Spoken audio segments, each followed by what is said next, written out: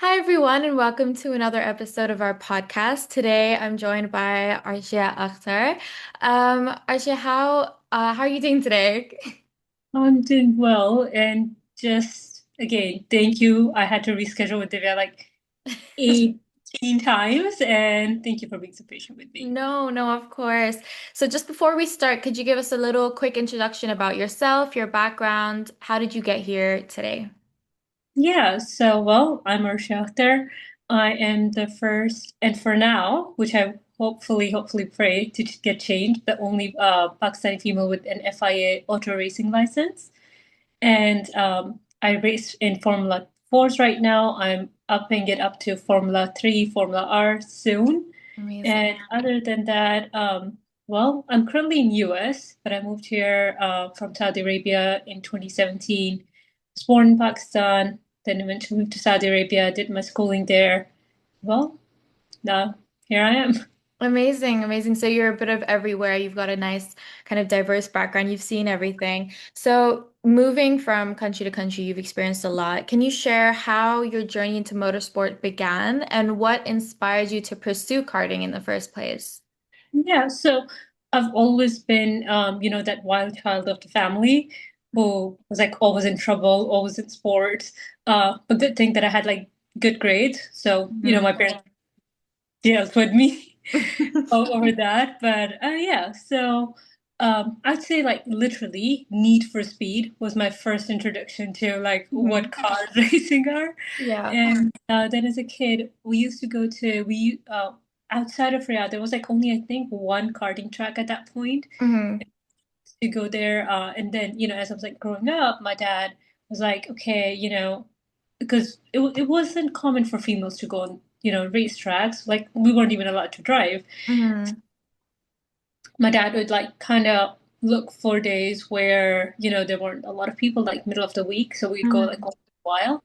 But then as like grew up, that kind of took a back burner, and it wasn't just feasible in that environment at that time. But things have changed so drastically Yeah. and such a good direction. I'm like, it makes me really happy to see these changes. Yeah, so that was that. Then I moved to US, and um, so I started cutting again, but it wasn't my primary sport. So I used to do equestrian, like hunter jumper, Oh, wow. uh, as my primary sport, and then I love like snowboarding, anything and everything, right? Like skydiving. I have my skydiving license. I have Hmm. my scuba diving license. So a bunch of these things. And then one day I was karting, and one of my friends, he just passed a comment that I could beat him at everything except karting. And I was Oh, like, you had to say that, right? wow.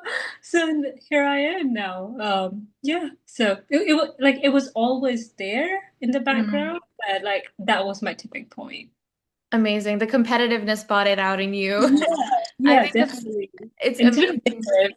Yeah, yeah. I think it's amazing you have such a diverse background, even in terms of your grades. You said you have you had good grades growing up.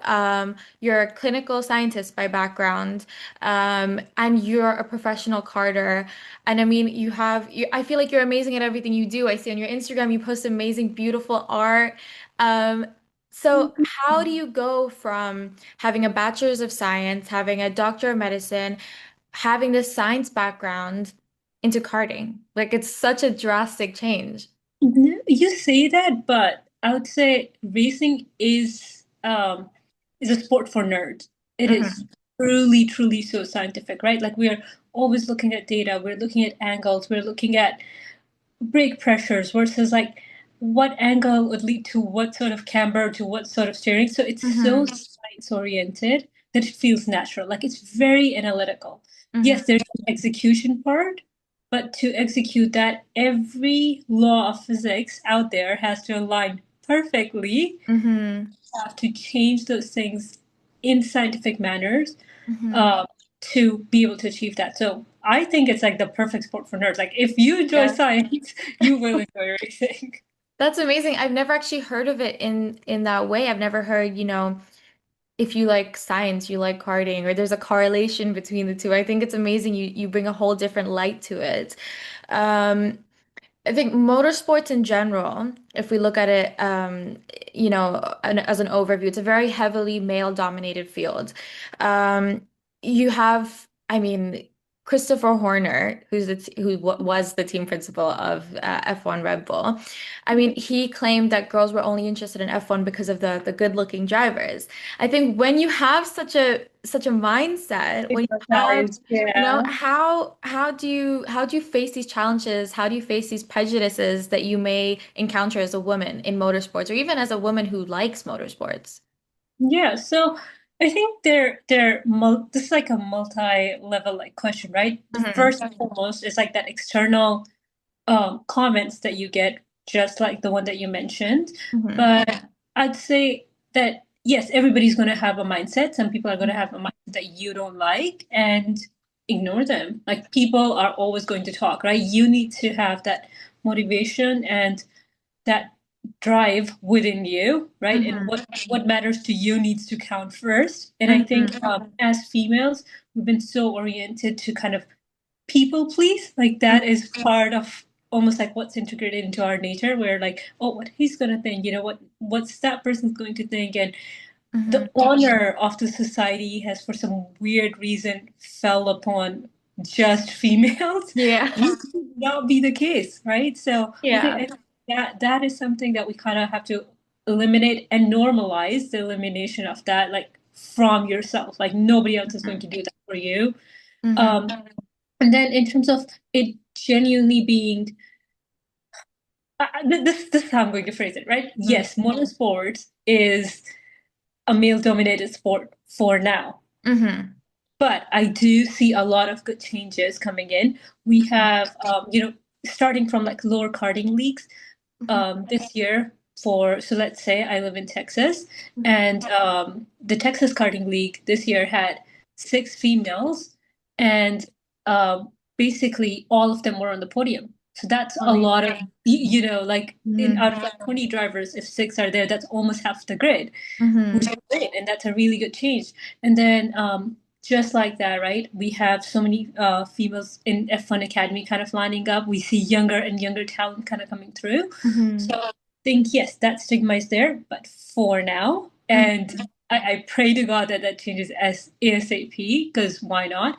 Hmm. But yes, there are things, right? Like as a female, there are some anatomical differences, and we have to work harder to build that physical strength, which might naturally come to some men, just based on hormones and biology of things. Yeah. Yes, there is a little bit more hard work needed, because when you go up the ladder, and especially in Formula cars, so Mm. not necessarily talking about sports cars, there's no, assistant driving, there isn't like it's not a power steering wheel.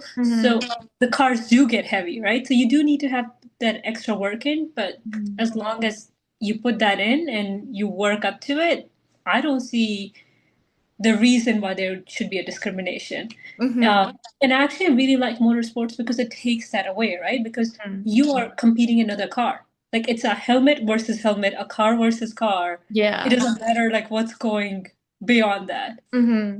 I think that's such an amazing way to put it. It's a helmet versus a helmet. It's a car versus a car. It's not a male versus a female, It's not individual versus individual. It's basically, I think that's the beauty of motorsports, like you said. And I mean, despite all the progress being made, I think we see women in rally races. I think especially in the Middle East, we see a lot more female drivers in F1 Academy. How do you navigate prejudice? I'm sure you come across this. I mean, Yeah. as a woman of color, as you know, how do you tackle this and how do you suggest others tackle this? I mean, it's not just exclusive to motorsports or sporting in general. It's every industry. Women face this, and especially women of color. How do you tackle this and how do you suggest others tackle this? So the first thing, right, is yes, that is true. Sometimes I'd go test a new car with a new team and they'd already have a bias. A couple weeks ago, I went to a karting track, and that guy, like, I told him that yes, I've been on this track, once, like I'm aware I'll be fine, right? It wasn't like that I was undermining basic safety. We went through that. It's just that he explained it to other people, and then he was like going over the track with me like for the fourth. Mhm. And I was like, I promise I can drive a car. Yeah. Yeah, but then yeah, and then like we went on track and I was the first one out of my group. Like obviously again, like I put a lot of time on track, so I have that Mhm. ability built up, right? Like I'm not even going to be like, oh, I'm a natural talent or any of that. It's that there has been work put in. And Mhm. when I got off the track, he goes like, okay, I apologize. There were like some big like notions built. So Mm. you see them on like these little like, I'm talking about like a rental card place at such Yeah. a small level, all the way to when we are testing new cars, and I'm talking about like Formula R or like Formula Regional, Formula 3 cars. And Mhm. sorry for my I children in know the it's a great background. distraction. Yeah. So yeah, well, you feel that at that level as well. Hmm. And I think so. I say this, right? I'm perfectly capable of making stupid decisions by myself, right? Which is a part of which means that I don't depend on other people for motivation, right? I Yeah. don't depend on other people to kind of go execute it first and then I'll go do it. Hmm. Which I think in today's world is almost like a necessity for us to Hmm. keep pushing, right? Like to have Yeah. that mentality where you can't just wait. Like if you think you can do it, just give it a shot. Like the worst thing's gonna happen is like you're gonna fail, and that's better than never finding out that if you were good at it or not. Mm. I completely agree. Yeah, I think that's such a nice way to put it. So as you mentioned at the start, you are the only woman right now to be FIA licensed and from Pakistan. Yeah. And I think that's such an amazing step forward. And I think you're such an amazing role model for women and young girls in Pakistan, and not only Pakistan, but Southeast Asia, or even other similar countries. How do you navigate being the first woman in Pakistan to be FIA licensed, to be such a public figure in karting, in racing? How do you navigate? I mean, almost as a pressure, right? To be the first woman. Do you think there's a pressure? Or how do you navigate that? The way I view it, right? The way I view this pressure, right? Mm-hmm. As long as there's going to be a second one and a third one, Mm-hmm. and I can share that podium with as many other people as possible, Mm-hmm. then I'd say that I've succeeded because there's no point of being the first one if there isn't going to be a second. Like that's my Yeah. simple philosophy to this, right? That's like just going on a track and doing laps alone and getting a podium Yeah. for one, right? Yeah, there isn't a point there. So yes, I do take that upon like that responsibility upon myself that I do want to educate people Mm-hmm. on how to get it. And that doesn't just necessarily mean like, it's not necessarily targeted towards females. I do want our youth to progress, right? Mm-hmm. Regardless. But yes, for females, I'd say that's the only way I see it being a little bit of a pressure, but it's a good positive Yeah. pressure. Um, and my ideal approach, the way I'm dealing with it, is definitely having those conversations. Like I've reached out to so many different female drivers, like especially like you said, rally racing and all this and Mm-hmm. that, like out of nowhere. And some of them have read the messages, some of them have left me on scene, some of them haven't even opened those, right? So it's Yeah. like that's already there, but it's fine. Like as long as I know that I'm pushing for it and that is something that I'm going to keep doing. Like so something that I'm working on is providing a sponsorship opportunity for females who are doing karting in Pakistan. So they can get their FIA karting license, which is eligible in Pakistan, and Mm-hmm. then they can go do that, take that internationally and get into car racing, right? So Mm-hmm. having that foundation laid down. And I'm going to put this out there, and that is if anybody ever needs coaching or has any questions or whatever, literally I answer my DMs all day. So I'm here. That's amazing. I think it's amazing you're paving the way. And it's not just that you've taken on this role, but you're encouraging others to follow, in your path, and you're 100%. encouraging. Yeah. Yeah, I think that's amazing. I think that's so amazing. And as you said, any girls out there who need some coaching, who need some advice, whether it be in Pakistan or anywhere, I think that's an amazing. I think it's so rare to see role models and people up there who actually encourage and want to pass on the knowledge and pass on the coaching. So I think it's amazing that you're doing this.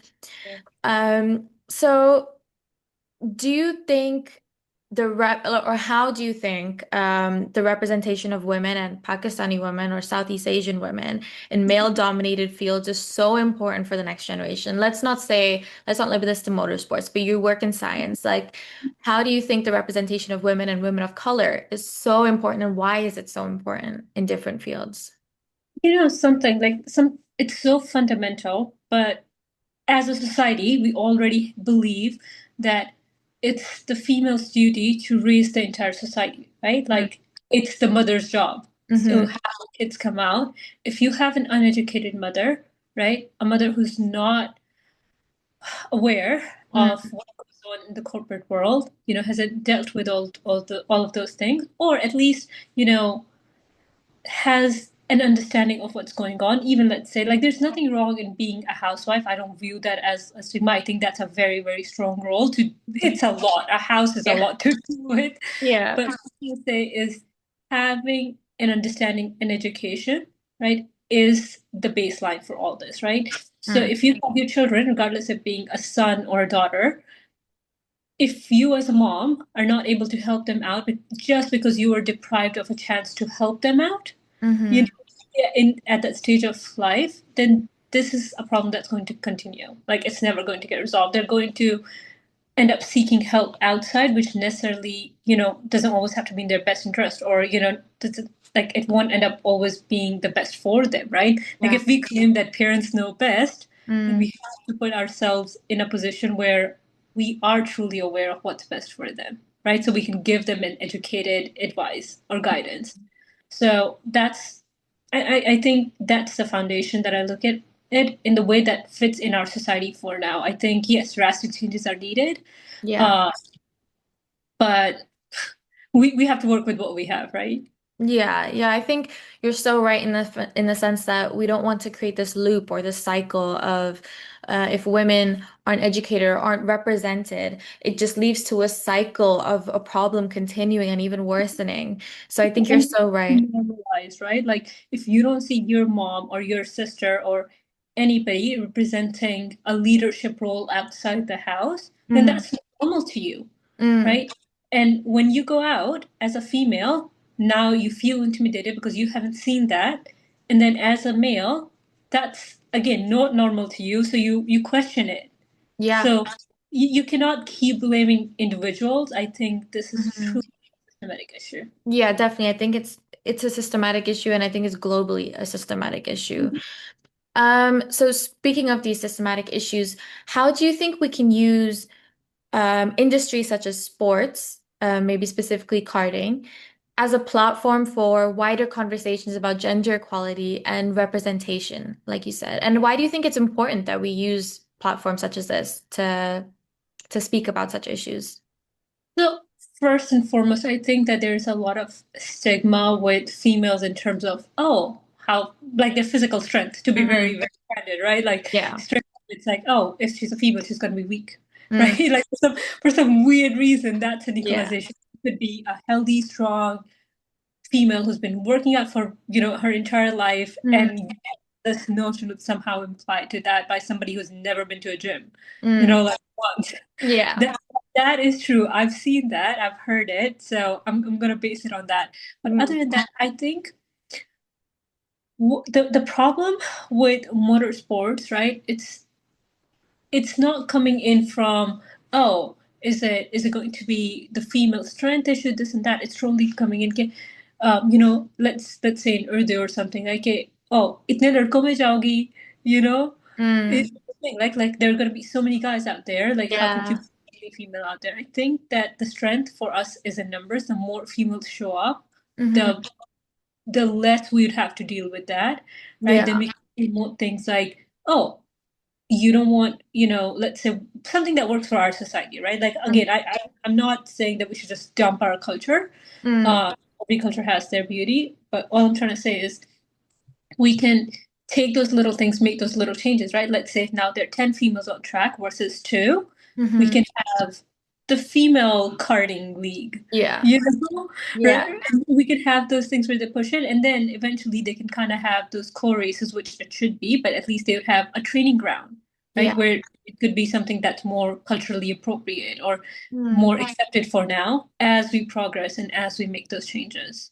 Yeah, I mean, I completely agree. And like you mentioned, there's also a stigma in Pakistani families. I think, this is a male sport. This is a male field. Why are you going to be out there? There's so many men there. Why you need to be there?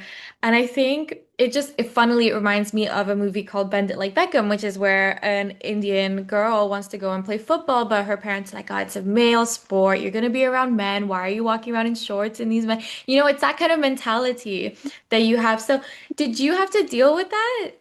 And how Yeah, did a you, little bit. yeah? And how did you navigate that? No. In terms of dealing with it, my Yeah. dad was really supportive of, Mm. all of this, where he was never the one passing comments. So I think it really, really comes down to your family Hmm. supporting you. If family doesn't support you, then I think it's extremely difficult for anybody to do anything, right? Like Yeah. you cannot abandon your home to go pursue something that would start at a really low level. Like nobody's going to go out there and be Cristiano Ronaldo, right? Like, Yeah. like Yeah. first there. So the point I think the only point where I felt this, and I get these random comments, where like, oh, I'm a guy, I can beat her at any time. Like I'd get these random comments Yeah. in Instagram, and I'm like, so you've never even been in a sports car. Yeah. Like what's happening? Like where's this stemming from, right? So Yeah. yeah, I felt I've heard that from the, like societal point of view, where yes, oh, this is like a stigma. Oh, you're being around so many men. You should be Mm. careful. And I'm here like that is my mechanic. He's fixing the car. That's why he's in this vicinity. Yeah. I think addressing it, right, is one thing, but Mm. there are always going to be people who, no matter how much you talk and how rationally you talk and how many points you present, they would never accept it.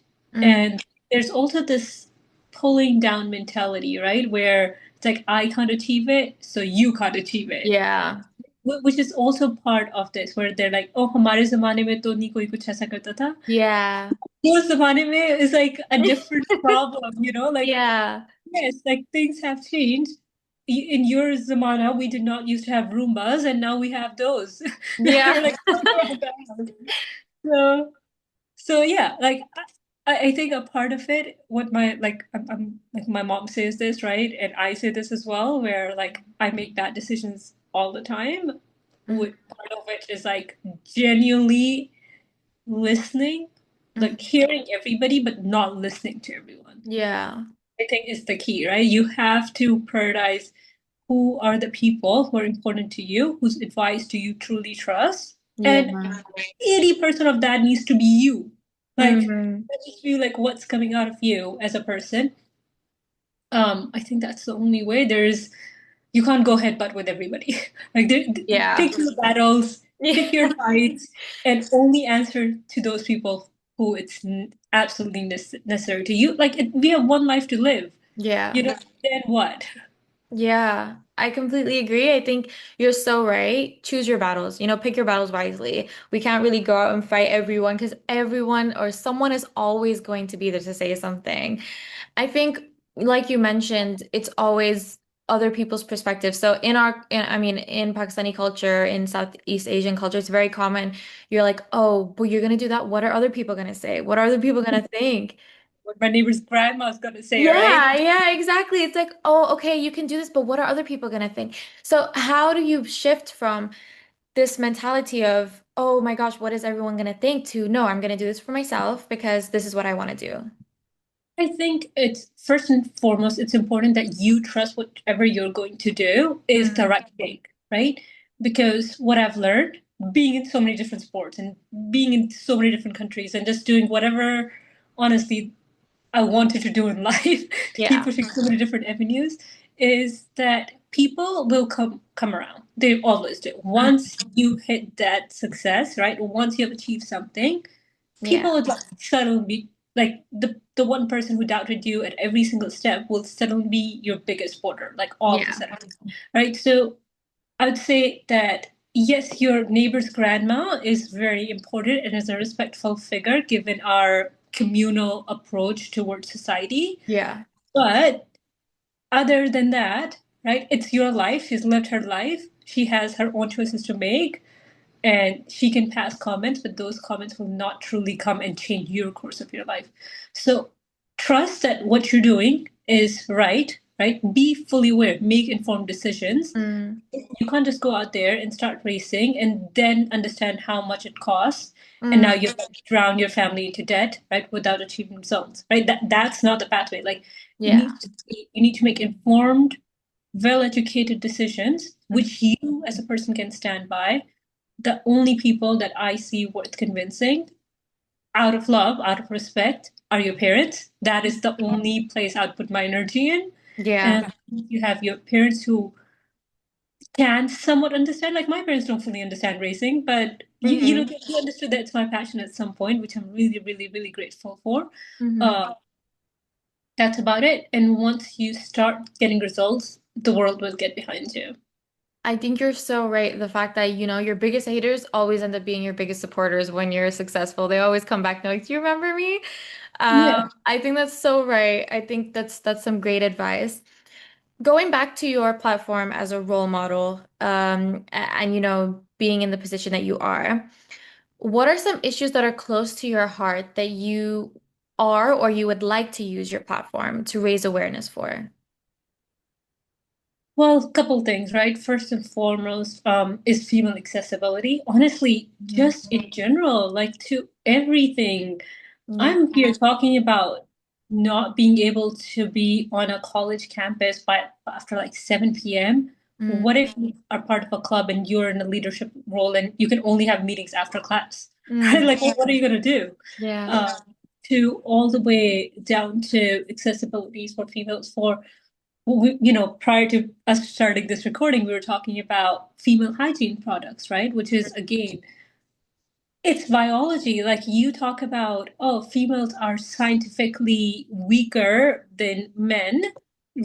At that point, we do remember female biology and all the anatomy, and suddenly, everybody has been educated in human physiology. But why don't you Yeah. understand it, right? When females are going through like their menstrual cycles or other issues that are truly, truly, specific to this gender. Like, Mm, why are they given the same amount of biological interest? I fail to yeah. understand that. Um, that I think is my biggest thing. And then obviously in terms of representation, I think we still internationally, just based on how much I've traveled, that might be just my perspective, but what I've seen is that when I tell somebody that I'm from Pakistan or I grew up in the Middle East and this and that, their first look at me is like from a point of view of somebody who's oppressed, Yeah. which is again not true at all. Like my mom's a physician. I come from a lineage of strong females. Yeah. I'm educated, well traveled. I'm doing all of those things. Then why is that the case? I think that needs to change, and that would only change once we see more representation. Mm. Yeah, you're so right. I agree. I mean, the first thing when I say, "Oh, I was raised in Saudi," or I'm Pakistani by background, it's always, "Oh, you get this like this Okay, is so weird, you like, do need to oh." therapist. And it's like it's strange because being in London, the first thing people would say when I'm like, "Oh, I grew up in Saudi," we're like, "Oh, aren't women really oppressed there?" And I'm like, "No, women are so respected in Saudi, a lot more than women are respected in other Western Treated cultures." like you in Saudi Arabia. I never did. And then Yeah. I came here and my life approach like to everything was so different. Again, I say this is how I view life, right? Every culture has its own beauty, but they also Yeah. have their own cons. So Mm. everybody has, room for improvement. And that's the point of having that humane society, right? Like Mm. instead of having a civil society that's stagnant. Yeah. Yeah. No, I completely agree. So going back to, again, the role model, what advice would you give to young women who want to kind of break into spaces that aren't traditionally, where they're not traditionally represented, whether this be sports or science or, art, wherever it may be.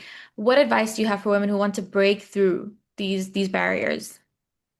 Going to sound so bad, but I'd say be wild. Yeah. Like venture out and do things that nobody else is doing. Like Mm, seriously, I think we as a society are past a point of where we keep waiting for other people to represent us. It's Mm, we, given that how big of our population is youth. I mean, I don't know if I'm fully right, but I read a stat that almost like 60 plus percentage of Pakistani population is youth. yeah. We have the power in our hands. We are what's going to define our future.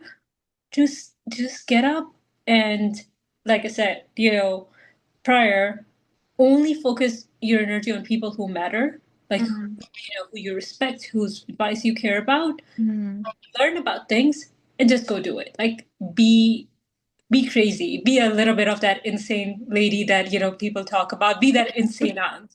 Just, yeah. just go do that. That's It's the the aim. That's right the time. aim.